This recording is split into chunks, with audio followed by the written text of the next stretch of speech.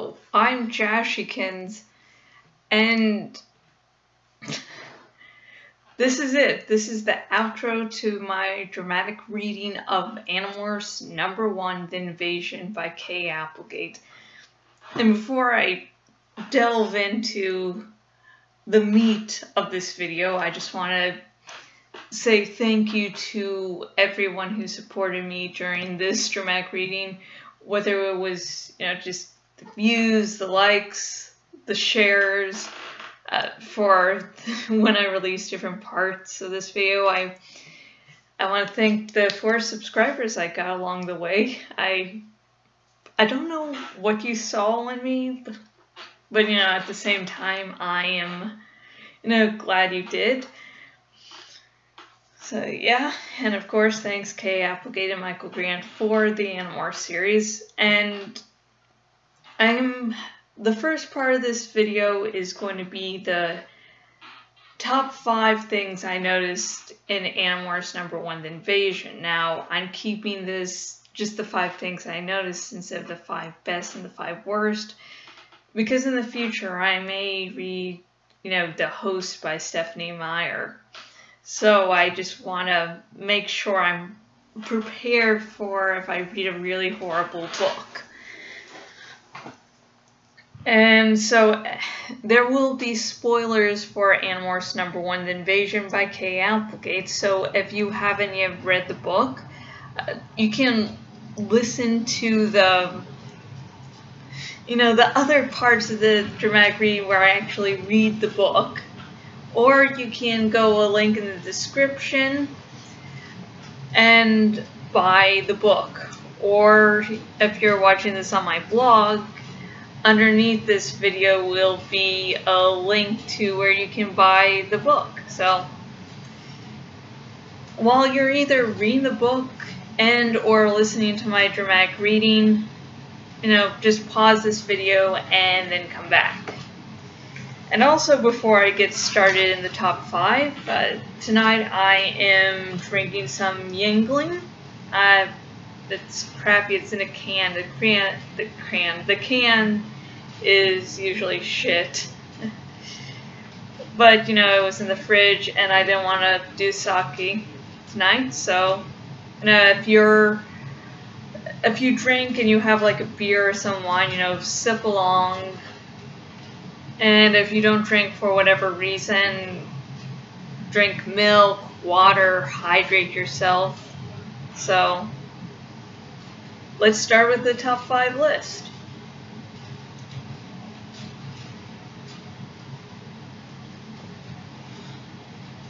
Not as horrible as I imagined. Number 5, Tom revealed as a controller. This was, this is a kid's series, and the brother of the narrator of this book is revealed to be the enemy. So that means in the future he'll have to make decisions on, thinking, how will this affect Tom? Will Tom die? And it's really not just that Tom is revealed as a controller and the importance that plays to the plot, how that drives Jake into taking action against the Yeerks. It's the scene itself. Previously Jake had a fight with Marco. And so at the sharing meeting, he's, just hanging out with his brother, finally being close to this distant, this relative who has become distant. And so it's supposed to be to him like a bonding moment, and okay, he's not the enemy, so I don't have to worry about it, because no way could my big brother ever fall prey to this alien terror. And then as he's wanting to hope, Tom's face twitches. Like the human Tom is resisting your control for just a split second. And that's horrifying. That's what makes the reveal even more saddening. It's that I hope, and yay, and this means it's going to be revealed, everything's fine, and it's not. So, yeah. And funnily enough, shortly before recording this, I'm like, you know how there are these theories in different fandoms of how this is all just a dream, or the person's in a coma or in a mental institution?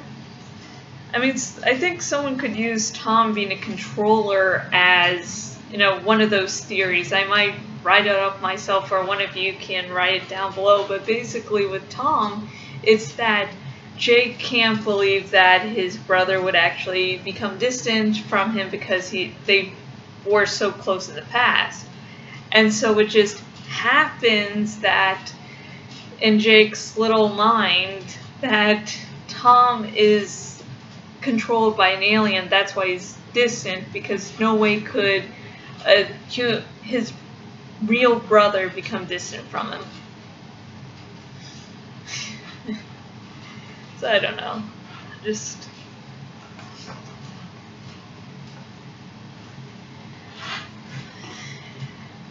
number 4, how badass Tobias is. Now, one of the reasons I really loathe the Animorphs TV show is how they disrespected Tobias.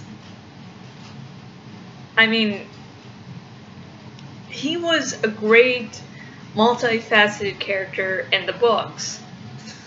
And in the TV show, after the encounter with Alfangor, Tobias is the loner and so doesn't hang around with other Animorphs and seems to be going, should I help them, should I not? When in the books, Tobias is much more of a driving force, especially in the first book. He's one of the first ones to say, hey, I have to fight because this alien sacrificed his life for us, and I have to pay him back somehow. And there's a scene after the morning after the abandoned construction site where Tobias goes to Jake's house and goes to convince Jake that, hey, not only are the Yeerks real, but you need to be our leader. Because I can't be a leader. I know what I can and can't do, and I can't do that. And at one point, Tobias actually pushes Jake. This boy that doesn't fight at all has finally found his reason to fight and just fucking pushes Jake, physically assaults Jake. So it's just like, wow. And that's something that was just left out of the TV show because, like, well, he's a loner, so he must never have any other qualities besides that. That has to be his main driving force of, yeah. When Tobias can actually have a very good wit. It's a little dry, but, it's there.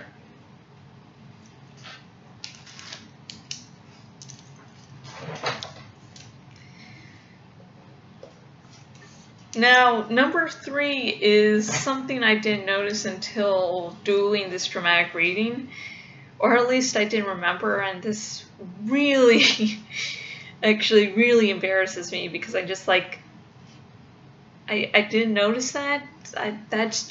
Is that just now clicking in my head? It's the fact that Alfangor's original plan didn't involve this scaffold device, and the scaffold device is the blue box. And so, I guess I didn't imagine Alfangor as being more rebellious than he actually was. he's, still has a more open mind than the majority of Andalites, but at the same time, he's okay, there are these laws and there's Zero's kindness and I must obey them. But he became a prince, the height of, a military leader. So he still obeyed those rules. So his original plan was really stupid. It was, okay, okay, that's going to be a spoiler. I'm trying to only keep, spoilers for the first book, not for the rest of the series. Really glad I caught myself. So his original plan was, since I've crashed here and am about to die, hey, you 5 humans, hey, just, tell everyone that there's a Yeerk invasion. I sent out a signal to my people, but, just tell everyone even though it'll sound batshit insane, even though the Yeerks will do their best to control, the news to make people believe you're crazy, that's what I'm doing. And it's not without a little prompting that Elfinger's like, that was a really, really stupid thing. Okay. I guess I better give you some way to fight too. Now, just in case the screaming and yelling, hey, aliens are invading this planet, doesn't work. So yeah. Elfangor is still rebellious, but not as rebellious as I guess I pictured him before.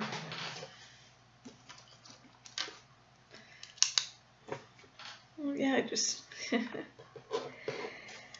Now, number 2 was some places on Tumblr.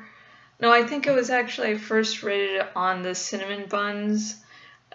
Basically, they did a read-through of the entire Animorphs series, and I started reading it myself, but then I stopped because I saw it start to, influence my own reread, so I'm just like, okay, I have to stop. I'm going to finish reading it all once I finish my own reread, so don't worry. And my own reread can be found on my blog, jashkins.blogspot.com. It's a written reread, so yeah.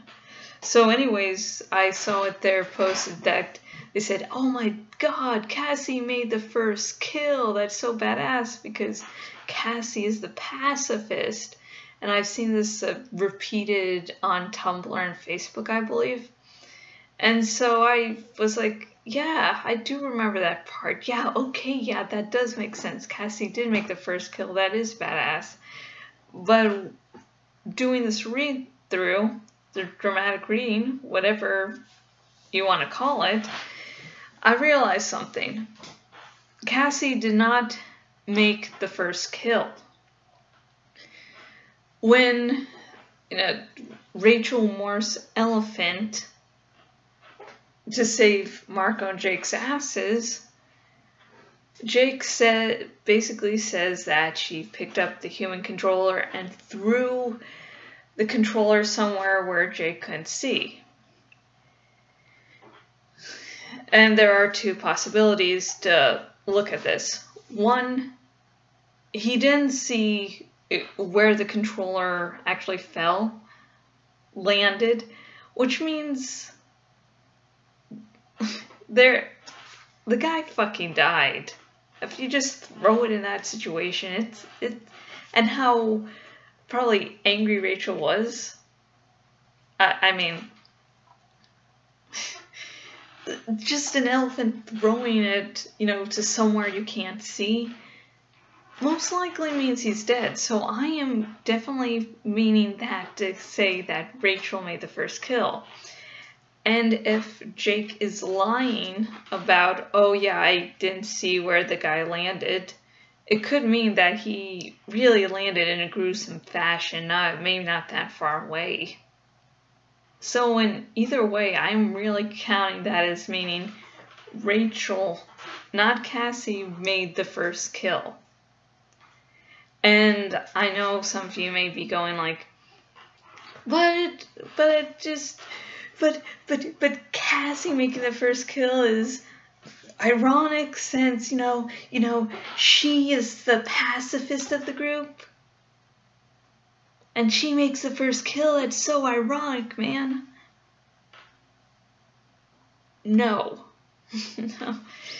I'm sorry. I really want to believe that Cassie makes the first kill thing. I really, really do. Because it's, as you say, it's ironic. And good, real use of the word ironic. Cheers.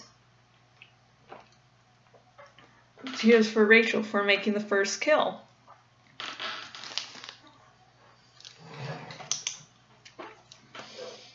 And finally, as number 1,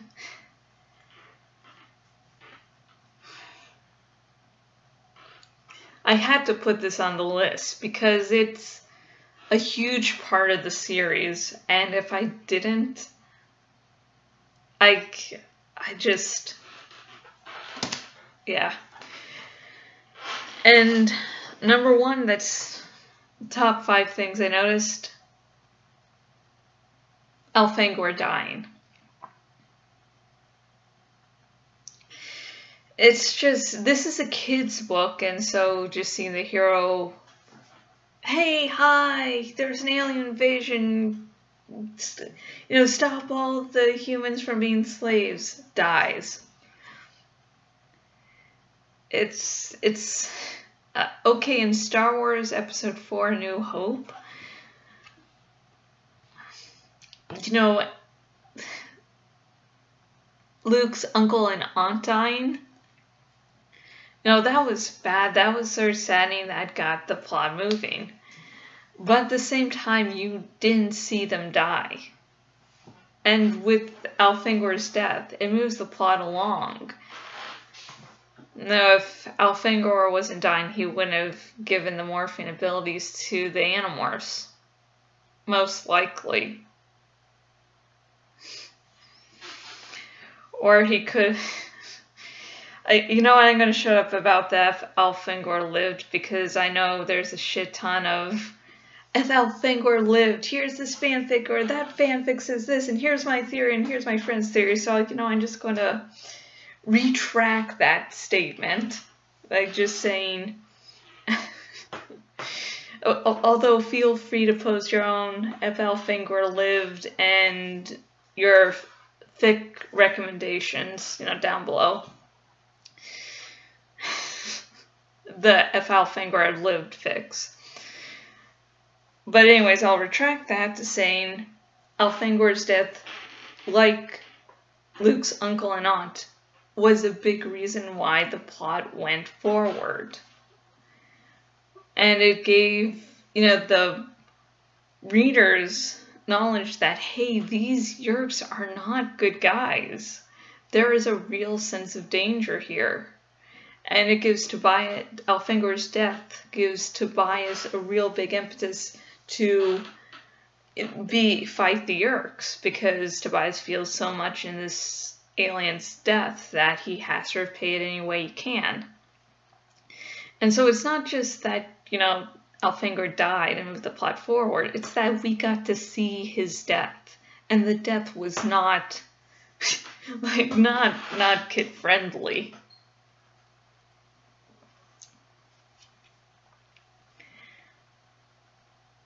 The death involved the main antagonist of the series taunting him. Elfangor was taunted. And then Vischer 3 morphed something and ate Elfangor alive. And if that's, you know, not bad enough, you know, it's like, I know, you're like, that's bad enough, just happy thoughts. No, if that wasn't bad enough, pieces of Elfangor dropped from Visher 3's mouth. And if that wasn't bad enough, you know, I'm just imagining people that just clicked on this video and, you know, haven't read Animorphs before and just thought they were these funny covers. So if that wasn't bad enough, the taxons, the cannibalistic and self-cannibalistic and just I'll eat anything with a pulse taxons, just that were, you know, before just seeming to be giving praises to Visher 3, were really just waiting for some of Elfinger's body to drop down, and then they ate it. And if that wasn't bad enough, Jake hears a familiar laughter in the human laughter, and it turns out to be Tom. So Elfinger's death scene is just, it sticks with you. It will always stick with you. And, you know, not including it on the list would really be a huge, huge disrespect. So yeah, it's...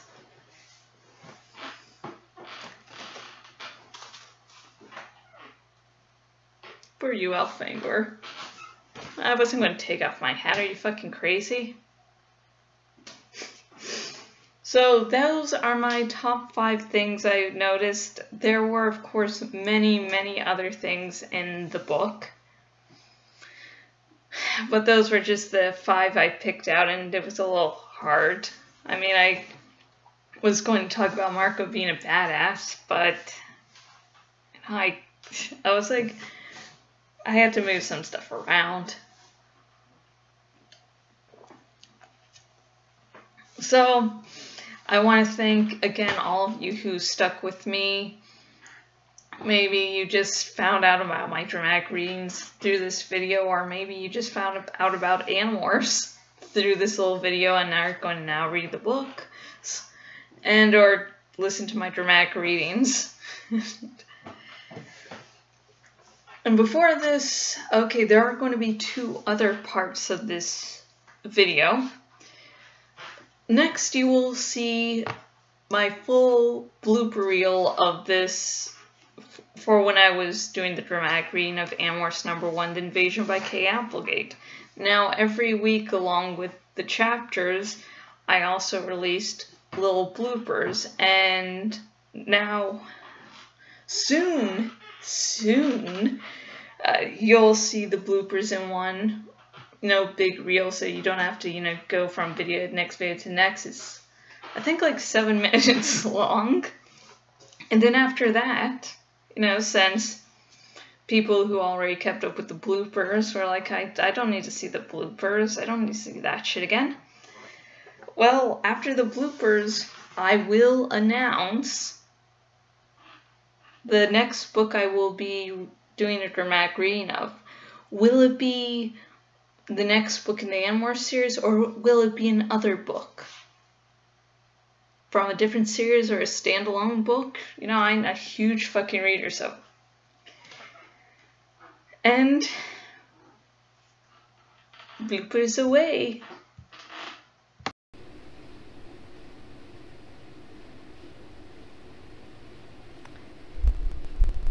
Yeah. I don't think that's fun. Keep forgetting that the sleaze troll shows up right after you You're chasing a Ford. Somehow the Ford's like replacing Tobias with he when there's other. I was like a paragraph or 2 and then I'd be finishing. Oh, life hates me. It's not exactly a flying saucer, I said. First of all, it wasn't all that big. It was about as long as a school bus. The front end was a pod-shaped nothing of something terrible. They are called yerks.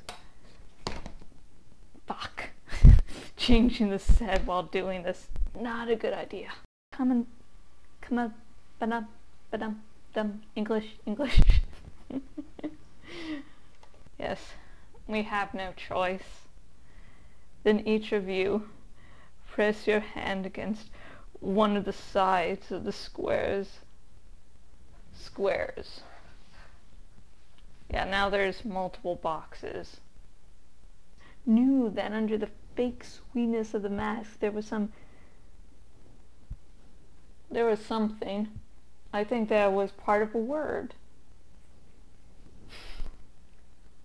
Their minds scream. The candlelight struck. His tail whipped up and over so fast you couldn't really see it. There's like a bunch of C's.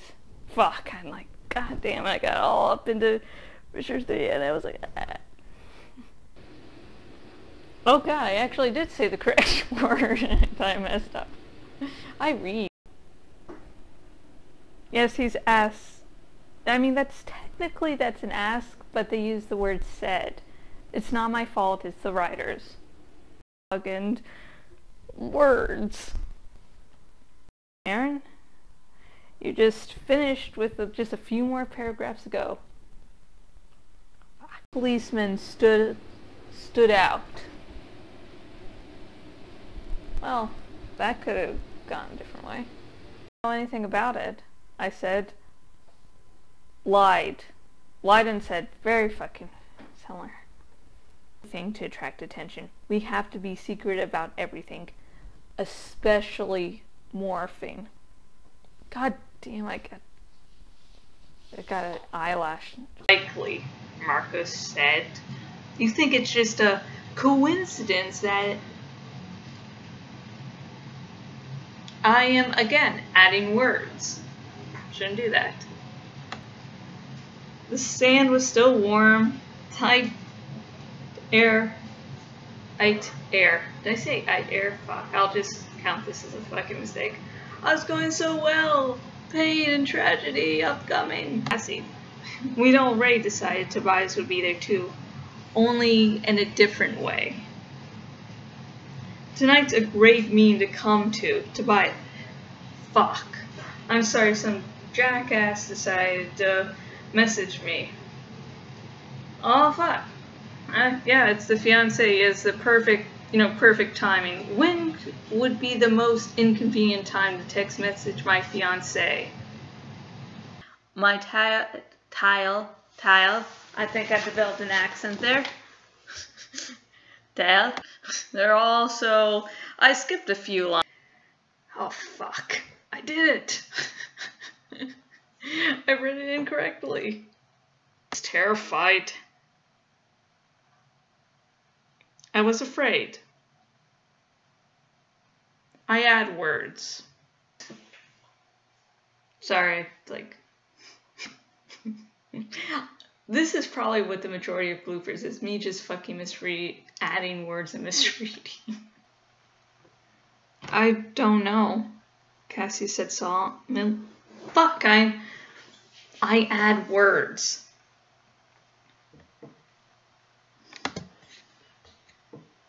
And I can't press the stop button. From some animals that we're not going to be.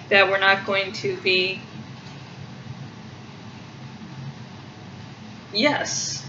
I just completely fucked up that sentence. Stop. Marcos said, fuck. Hey, let's not go even like 3 paragraphs in before fucking up. He put his foot down on the pedal. The electric motor made a whirring sound and we took off. Straight into the wall. Fuck. God damn it. Okay, it's right toward the wall, but Marco's driving skills I just assumed into. That's just what came out of my mouth. Learn to read. God damn it. Welcome to another little wrong video opening. I messed up and added the word thing, and I've already been dropping the Kindle multiple times, so hey! The universe was telling me, stop, redo. felt like the floor had opened beneath me.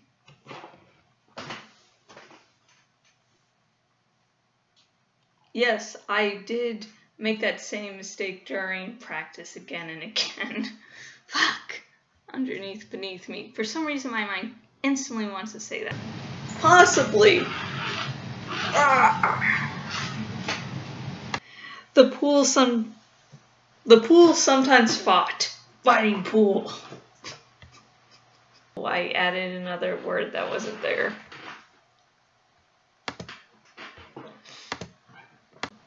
Peaceful and quiet creatures. And I added an and, though it really should have been there in the first place in my defense. Ducked under the blow. My teeth. Pause. What's the fucking difference? Split open. Splitting its guts. That works. Probably find somewhere to hide in that cavern. But I knew you'd be morphed for a long time. Wrong tense. Poor Tobias. Oh, fuck. He was too large and his morph to fall as much farther up the stairs. Fuck. Come on. Well, I am glad you stuck through those bloopers. I hope you chuckled a few times at my expense. And so now, here it is. I present to you the next book I will be doing a dramatic reading of. Wish I had someone do a drum roll, like someone just randomly burst in and drum roll. That wasn't even a drum roll sound, I am a moron. And the book I will be doing a dramatic reading of next, I decided to do something a little more recent than Animorphs, and something more that will be getting, a little more attention. It's a little more popular right now. I will be reading Mockingjay by Susan Collins. This is the third and final book in the Hunger Games trilogy. It's also, part 2 will also be coming out in November, and it's my favorite book of the trilogy. So, happy times. I'm really not looking to read a certain part, and I will give you more of a background of me and my history with Mockingjay when I do the intro to that dramatic reading. And until next time, goodbye.